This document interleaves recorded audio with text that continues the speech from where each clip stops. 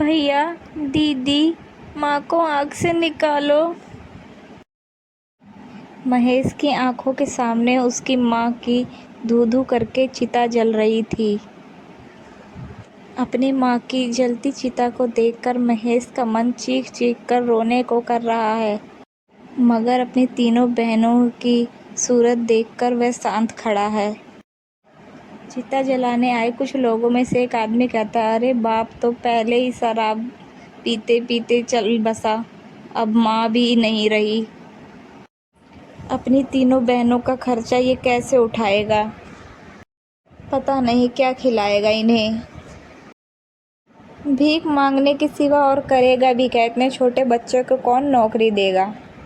लोगों की तरह तरह की बातें सुनकर और अपनी माँ की मौत का दुख झेलकर 12 साल के महेश का दिल किसी काठ की तरह मजबूत हो गया था। महेश अपने आंसू पोंछते हुए कहता है, ना मैं भीख मांगूंगा, ना अपनी बहनों को भीख मांगने दूंगा, मैं खुद कमाऊंगा। आप लोग मेरे दुख में आए, बड़ी मेहरबानी, अब चले जाइए। महेश समझ गया था इस दुनिया में हर किसी को अपनी मदद खुद ही करनी पड़ती है। महेश अपनी सबसे छोटी बहन जो 6 महीने की थी, उन सब बहनों को लेकर अपनी टूटी फूटी झोपड़ी में आ गया। तभी 5 साल की प्राची कहती है, भैया भूख लगी है। भैया हमारी माँ तो मर गई, अब हमको खाना बनाकर कौन खिलाएगा? प्राची की बात सुनकर महेश की आंखों में आंसू आ जाते हैं। महेश कहता है, अरे छुटकी, तेरा भैया अभी जिंदा है, मैं बनाऊंगा खाना। फिर जैसे वे राशन के डब्बे में देखता है, थोड़े से चावल रखे होते हैं। महेश चूल्हे का धुआं सहकर गीले चावल बनाने लगा कि अचानक महेश का हाथ भी जल जाता है। महेश कहता है, माँ, मेरा हाथ। तभी सबसे बड़ी बहन योगिता कहती है, भैया आप ठीक तो हो? हाँ बहन, मैं ठीक हूँ। थोड़े से चावल में उसने बहनों को खिलाया और खुद भूखा सो गया। लेकिन मारी चिंता के उस गरीब भाई को नींद कहाँ आई। वह सोचने लगा, आज थोड़े से चावल थे तो दिन कट गया, आगे क्या होगा, मुझे कुछ करना पड़ेगा। अगले दिन महेश काम ढूंढने निकल गया और अपने पड़ोस के चाचा से कहने लगा, मुझे भी अपनी फैक्ट्री में काम दिलवा दीजिए। चाचा कहते हैं, मैं तुझे काम दिलवा कर जेल नहीं जाना चाहता हूँ, तू अभी बहुत छोटा है। महेश निराश होकर दिन भर तपती धूप में भटकता रहा। उसके पैरों में चप्पल भी नहीं थी और तन पर मैला कुचला कपड़ा था जो जगह जगह से फटा हुआ था। तभी महेश जाते जाते एक ढाबे पर पहुंचा और ढाबे के मालिक से कहा, साहब मुझे कुछ काम दे दीजिए, मुझे बहुत काम की ज़रूरत है। मैं आपके ढाबे की सारी प्लेटें धो दूंगा, बस मुझे काम दे दीजिए।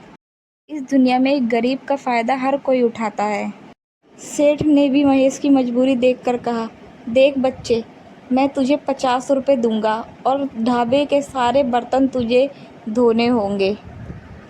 आप जो देंगे मुझे मंजूर है। 50 रुपये कमाने के लिए महेश अब ढाबे के दिन भर जूठे गंदे बर्तन धोता।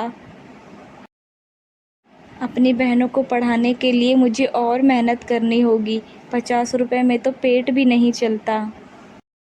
ढाबे के साथ अब महेश हर सुबह अनाज की बोरियां उतारता और पैसे जमा करके अपनी बहन का एडमिशन करवाता और अपनी हर तनख्वाह से अपनी बहनों के लिए कपड़े लेकर आता। इसी तरह 18 साल बीत जाते हैं। फिर एक दिन महेश, योगिता, भैया आ गए आप, देखो मैं तुम्हारे लिए क्या लेकर आया हूँ। ये तोहफा तुम्हारे लिए, और ये संतरे और गुलाबी रंग का सूट प्राची और नंदिनी तुम्हारे लिए। दोनों घमंड से सूट लेने से मना कर देती हैं। नहीं चाहिए गरीबों का 2 कौड़ी का सूट। नंदिनी, प्राची ऐसे नहीं बोलते, भैया हमारे लिए कितने प्यार से लाए हैं। योगिता दीदी, आपको इतने ही पसंद है तो तुम रख लो ये घटिया सूट। आपकी बहनें अब बच्ची नहीं रही, बड़ी हो गई हैं। हमें कुछ ढंग का लाकर दिया कीजिए, ठेली फेरी वाले कपड़े हम नहीं पहनेंगी। हमारी सहेलियाँ इतने अमीर घर से आती हैं, एक एक कपड़े लाखों के पहनती हैं। किसी के पापा बिजनेसमैन हैं, किसी के पापा की सरकारी नौकरी है, और हमारा भाई आज भी ढाबे पे बर्तन मांजता है। हमें खुद भी सोचकर बड़ी शर्म आती है। आप जिंदगी भर क्या ऐसे ही गुलामी करते रहोगे?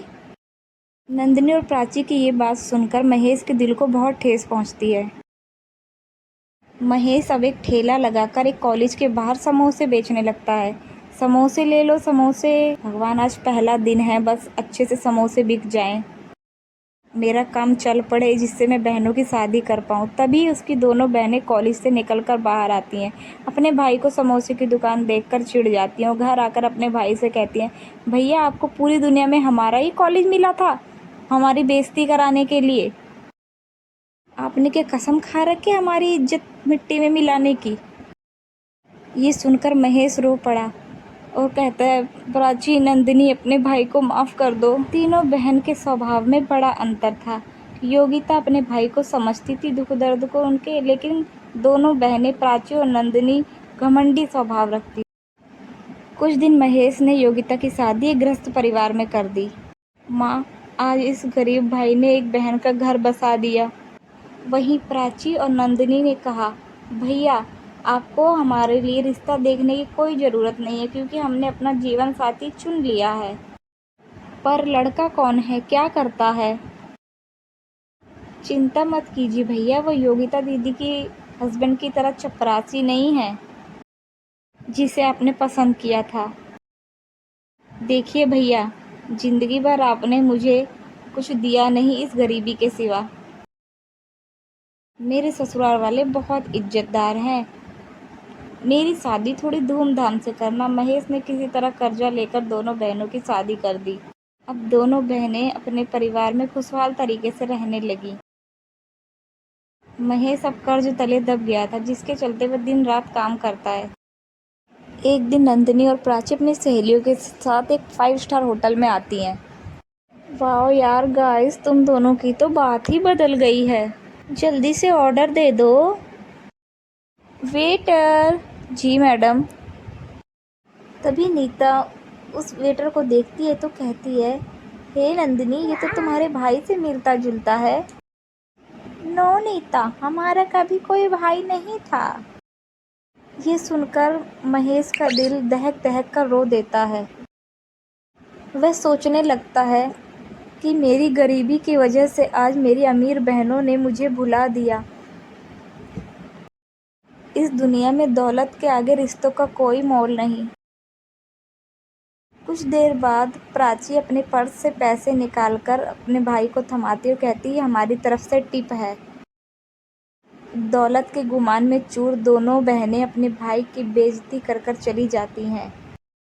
उसी दिन से महेश अमीर बनने का ठान लेता है और कुछ सालों में वह अमीर बन भी जाता है। वहीं दोनों बहनें बुरे हालातों में पहुंच जाती हैं और दया मांगती हुई अपने भाई के पास आती हैं। भैया, क्या बात है, मेरी अमीर बहनों को इस गरीब भाई की याद कैसे आ गई? हमारे पतियों का बिजनेस में बहुत बड़ा घाटा हुआ है। आपने जो काम शुरू किया है उसमें 2 लोगों की ज़रूरत है। अगर वो नौकरी आप हमारे दोनों बहनों के पतियों को दे दे तो आपकी बहुत मेहरबानी होगी भैया। मुझ जैसे गरीब के यहाँ काम करने से अगर तुम्हारे पतियों की इज्जत नहीं जाती तो उन्हें भेज देना। इस तरह दोनों का घमंड टूट जाता है और दोनों की आंखें खुल जाती हैं। भैया, हम दोनों से भूल हो गई। जिस भाई के पाँव धोकर पीना था, हमने अपने उसी भाई माता पिता समान भाई को कोसा उसके गरीब दिनों में, मगर आज भी आपने हमारे लिए इतना किया। थैंक यू भैया। दोनों के आंसू देखकर महेश दोनों बहनों को अपने गले लगा लेता और बीती बातों को भूल जाता है। इस तरीके से सब ठीक हो जाता है। उसके दोनों पति महेश के यहाँ काम करने लगते हैं और सब ठीक हो जाता है। ऐसी और कहानियाँ देखने के लिए हमारे चैनल को सब्सक्राइब करें, लाइक